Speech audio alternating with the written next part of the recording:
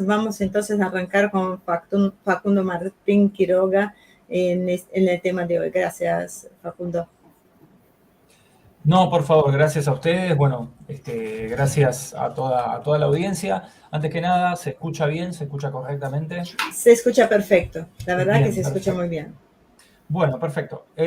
Mientras hablaba Marcelo, trataba de hacer algunas anotaciones para ordenar un poco la exposición, que no creo que tome más de 10 minutos, adosando un poco a cierta matriz que yo tenía.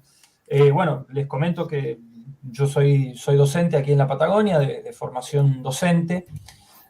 Formé parte de un grupo durante unos años, formé parte de un grupo de educación intercultural mapuche.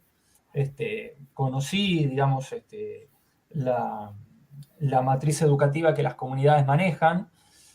También formé parte de un grupo de ESI, de Educación Sexual Integral con Perspectiva de Género, o sea, también conozco bastante la cuestión teórica relativa a ambos plexos, digamos, de acción pedagógica, sobre todo, que es donde yo más me muevo. Pero bueno, tratando de hacer un panorama, de ilustrar un panorama respecto de los términos que vamos a manejarnos aquí, que tienen que ver con el concepto de Abya Yala, la simbología indigenista, de la Huipala y demás. Traté de por lo menos juntar algo de datos concretos, y debo decir que en un momento, digamos, buscando por las redes y demás, no me hizo falta demasiado esfuerzo, y grande fue mi sorpresa al encontrar, y voy a compartir la pantalla, una gran ayuda de parte del gobierno argentino. Más o menos les ilustro como para estimular respecto de, digamos, cuál es el ideario que de parte del propio gobierno argentino se expande respecto de estas figuras del indigenismo y de Abya Yala. Y a partir de ese indicador vamos a ir como desglosando un poco ciertos términos, ciertas confusiones, ciertas falsedades manifiestas. Y esto dice más o menos así. Esto es del gobierno argentino, ¿sí? La página oficial del gobierno de argentina.gov.ar. ¿Se ve? ¿Se ve bien, no? Sí. Dice Huipala, ¿sí? Para quienes no estén familiarizados, es este estandarte, en realidad, símbolo de la vida en armonía. Es la insignia más conocida de los pueblos originarios de Abya Yala, entre paréntesis América. En esta nota, dos amautas, ¿sí? Entre paréntesis, guías en espiritualidad y sabiduría andina, nos explican su significado, procedencia y a qué pueblos representan. Dos amautas autoproclamados Cantuta Quillamachu, que en realidad se llama doctora Marien Camilo, y Wari Rimachi Mayu, que en realidad se llama Javier Ríos, no se les ven las caras, no, eso no logré, son, digamos, mensajeros, supuestamente, del Consejo de Amautas Indígenas del Tahuantinsuyo, pero de Argentina. O sea, a ver si se entiende la incoherencia. Consejo de Amautas Indígenas del Tahuantinsuyo de Argentina, como si Argentina perteneciese al Tahuantinsuyo, ¿no? Y aparecen todas, ¿sí? Todas las significaciones que tienen los colores, ¿no? La huipala está formada por 49 cuadrados de igual tamaño, el rojo, bueno, y pueden, digamos, leerlo. Y claro, a quien más o menos tiene un cierto oído, por lo menos toca desde cierto lugar que no sea solamente el puro sentido común, puede perfectamente decir, bueno, esto es un fake enorme, porque no tiene bajo ningún concepto, si uno se acerca más hacia los espacios etnográficos que no están atravesados por lo que el filósofo Gustavo Bueno llama la ilusión etnológica, que es la creación de un universo paralelo que se vende como verosímil, pero que en realidad está totalmente plagado de fake, digamos, de datos completamente fake, completamente falsos y completamente amainados, porque uno se planta desde cualquier lugar, de cualquiera de los lugares del color, de los colores, y dice, no sé, digamos, barbaridades como por ejemplo el azul que representa al Hanatpacha, mundo cósmico, universo, entidades del cosmos, energía Sami, sutil, energía Jucha, densa, energías cósmico-telúricas, la Chacana, que es la constelación de la Cruz del Sur, y al sistema matemático fractal. Genial, literalmente. Y esto es, repito, gobierno de la nación argentina. ¿Sí? Este es básicamente el nivel en que se manejan. Bueno, no los quiero divertir más o indignar más con esta muestra, digamos, del gobierno y, digamos, paso un poco a la exposición, que en realidad trata un poco de aclarar ciertos términos. Yo divido un poco los referentes en términos de personajes, que son los promotores de estos términos, las corrientes más relacionadas desde lo teórico, académico, y los hechos históricos, o por lo menos los hitos históricos que los condensan. En primer lugar, el símbolo, la palabra Abya está tomada de los indios Cuna, o Guna, de una isla de Panamá, que políticamente se comenzó a tomar de parte sobre todo del movimiento catarista, encabezados por dos figuras que son, en términos teóricos, la de Fausto Reinaga, y en términos políticos la de un líder, digamos, que en realidad fue en gran medida un embaucador llamado Constantino Lima, autoproclamado Takir Mamani. Cada uno de todos estos tiene una trayectoria, digamos, muy acendrada dentro de los movimientos sociales que después representaron o por lo menos lograron incluso formar parte por ejemplo, en el caso del catarismo, del Parlamento boliviano. Básicamente, en su contacto con la teología de la liberación, el movimiento catarista empieza a buscar en determinados sitios, en determinados pueblos, cuál puede ser la denominación que, en repudio al concepto de América, se puede aplicar, que es básicamente el concepto de Abya Yala. Es un concepto completamente carente de todo rigor metodológico, porque si uno piensa que aparece, tal como lo señala esta propia página del gobierno, si el continente americano le llamaban Abya Yala, ¿qué instrumentos tecnológicos tenían para conocer todo un continente aquellos habitantes que vivían en una isla de Panamá? O sea, no tiene el más mínimo rigor histórico tratar de Abya Yala a todo un continente que ni siquiera tenían idea los indios Cuna que existía. Por lo tanto, el concepto aparece mal conceptualizado de entrada. Posteriormente, y acá tiene mucho lugar la cuestión ecuménica, sobre todo a partir del Concilio Vaticano II, empiezan a aparecer, sobre todo a partir del concepto de adopción por los pobres, empiezan a aparecer algunas corrientes que tienen bastante raigambre dentro de lo que fueron los primeros movimientos indianistas, ¿sí? Que se van despegando del nacionalismo. Por ejemplo, en el caso de Bolivia, el primer consejo indígena lo formó el gobierno de Gualberto Villarroel, que era un gobierno nacionalista, digamos, soberanista. Se van dirigiendo, ¿sí?, teórica y políticamente hacia, digamos, en gran medida hacia lo que se conoce como estudios subalternos, ¿sí?, y que tienen mucho que ver con las corrientes teóricas que sí comienzan a producirse en el mundo anglosajón, pero que tienen sus tentáculos dentro de lo que es la producción de los países subalternos, como en el caso del indigenismo. La palabra indigenismo está asociada antes que nada a los estudios literarios, ¿sí?, para analizar las obras de lo que se conoció como boom latinoamericano, ¿sí?, García Márquez, Cortázar, Asturias, etcétera, etcétera, etcétera, que tenían un componente indígena y que trataban cuestiones indígenas y negras de la literatura del continente, como por ejemplo los José María Arguedas,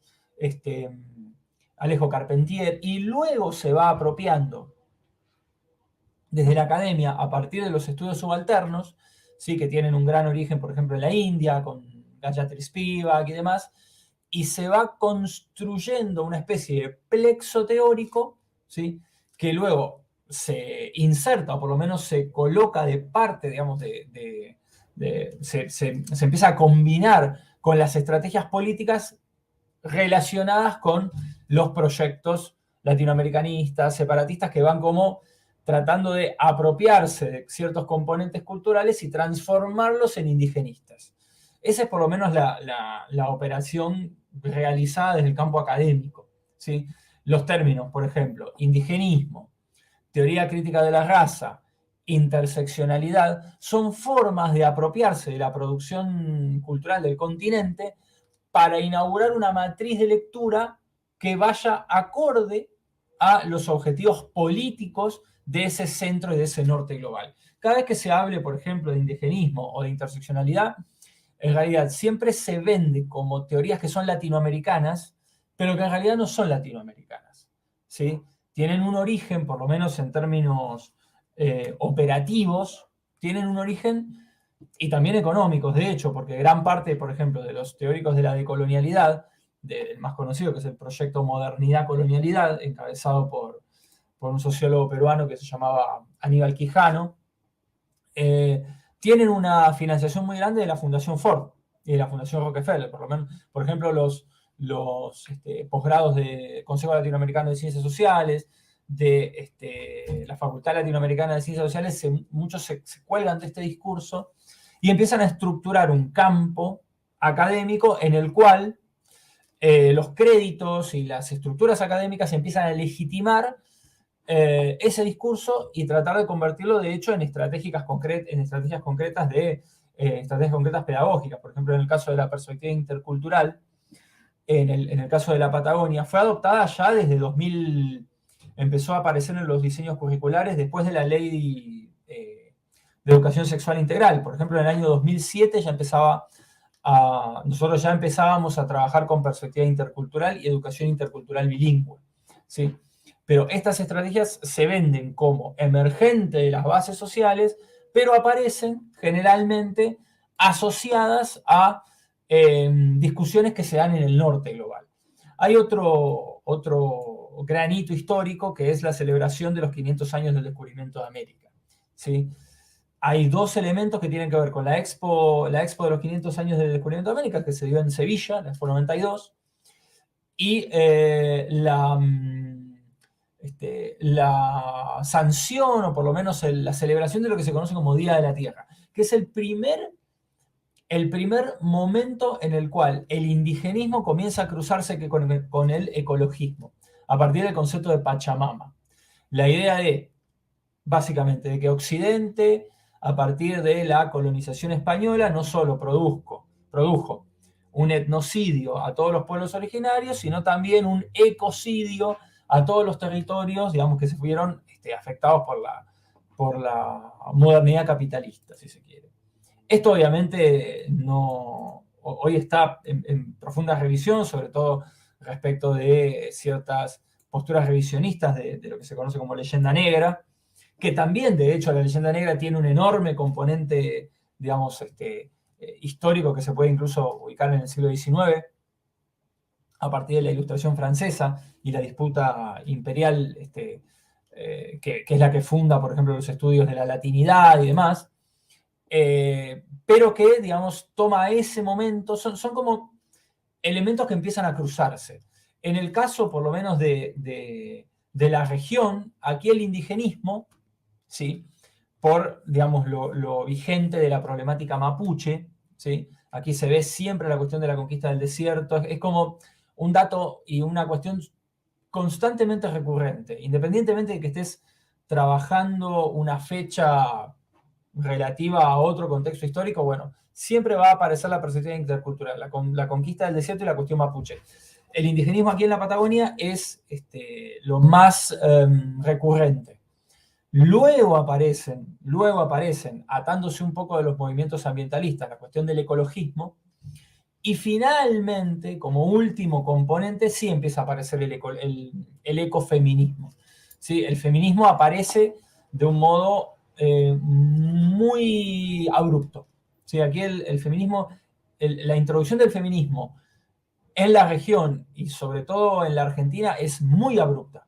Nosotros empezamos a hablar de feminismo no hace menos de 10 años. Y como temática recurrente hace, diría, menos de 6, 5 años. Entonces, esos 3 elementos que tienen sus personajes, que cuando uno los lee, no es demasiado difícil interpretarlos. O sea, no es demasiado difícil interpretarlos. Voy a mencionar algunos. Por ejemplo, el ecofeminismo aparece como un desprendimiento de los estudios subalternos a partir de una feminista india, que se llama Vandana Shiva, que es muy conocida, bueno, cuestiona esta cuestión de que siempre es como si esta cuestión de que el patriarcado es ecocida. Entonces empiezan porque, a ver, el gran objetivo es hacer fácil el discurso y hacerlo verosímil. Si no, no hay posibilidad de que ingrese dentro de los claustros ni que ingrese dentro del sentido común social general. Aquí, por ejemplo, herederos de ese pensamiento, sobre todo herederas de ese pensamiento, de parte del ecofeminismo está Silvia Rivera Cusicanqui, Adriana Guzmán, que sostienen profundamente también el imaginario de la huipala, ¿sí? Pero que uno en realidad, si lo ve, digamos, y con esto creo que termino, si uno ve por lo menos la producción discursiva de las antropólogas y los antropólogos que trabajan sobre la decolonialidad, que trabajan sobre el indigenismo, que trabajan sobre el imaginario del pachamamismo, no son muy distintos de lo que ya se había producido de parte de lo que yo había dicho antes de los estudios subalternos originales. Es solamente un cambio de palabras y demás. En el caso, por ejemplo, más importante, que es el de Rita Segato, que de hecho hizo un desastre, promovió un desastre en la academia brasileña al inventar los cupos para afrodescendientes. Eso fue, realmente es delirante. Si uno se pone a leer, es literalmente un delirio, porque provocó una especie de racismo biologicista al revés, en donde, bueno, esa matriz la quieren pasar a todos lados, a todos lugares, incluso hasta en la formación docente. Bueno, y termino diciendo que ya dentro de lo que es digamos, las militancias que están insertas dentro del mundo pedagógico, dentro de la formación de formadores, no es hegemónico, pero sí dominante. O sea, hay una vanguardia muy intensa ante la cual el grueso o una mayoría del colectivo docente todavía está con la idea de que, bueno, déjalos hablar, ya está, que expongan. En el último 12 de octubre, de hecho, fue una absoluta apología de la huipala, del buen ufolle, tratando obviamente de ocultar todas las contradicciones que existen dentro de lo que son estos símbolos. Porque, por ejemplo, en el caso de la huipala tiene un origen andino que es vista con bastante recelo en el Perú, sobre todo en aquellos herederos del Tahuantinsuyo, aquellos herederos quechuas, que la consideran una intromisión extranjera porque es de origen aymara. Y ni hablar en los pueblos amazónicos, que tienen sus representaciones en términos de estandarte. Es decir, que también ahí hay como contradicciones al interior de los movimientos indígenas, y ni hablar en el caso de la formación docente, que coloca, o por lo menos en términos pedagógicos, coloca todo en un solo lugar, como lo que mostré al principio, y que por otra parte este discurso está hecho obviamente para, en gran medida, deslegitimar la acción del Estado, ¿sí? Cada vez existen menos contenidos de conocimientos básicos de historia, cada vez se pierde más tiempo hablando de esto, cada vez se pierde más tiempo hablando del feminismo, cada vez se pierde más tiempo ya en una formación que siempre ha estado muy deficiente y que, bueno, obviamente tiene una finalidad que es producir una ignorancia que tiene un correlato político, que es una segunda balcanización en términos del politólogo Marcelo Gullo, continuar el proceso de balcanización que se dio en el continente americano a partir de las independencias, que no fueron independencias, sino que fueron guerras civiles internas, y una segunda balcanización que evoca estas unidades artificiales que se basan en falsos relatos históricos, en tergiversaciones de la historia, ¿sí? Para poder ir fragmentando de apartes.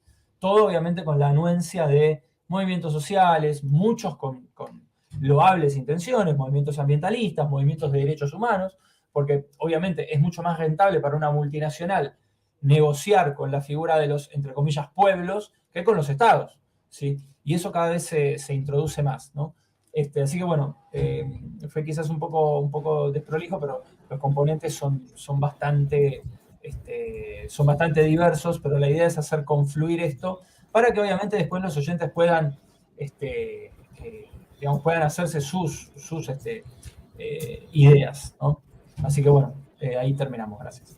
De desprolijo nada, Facundo realmente impecable, así que nos dio un pantallazo espectacular de cómo vemos a la realidad sobre este tema.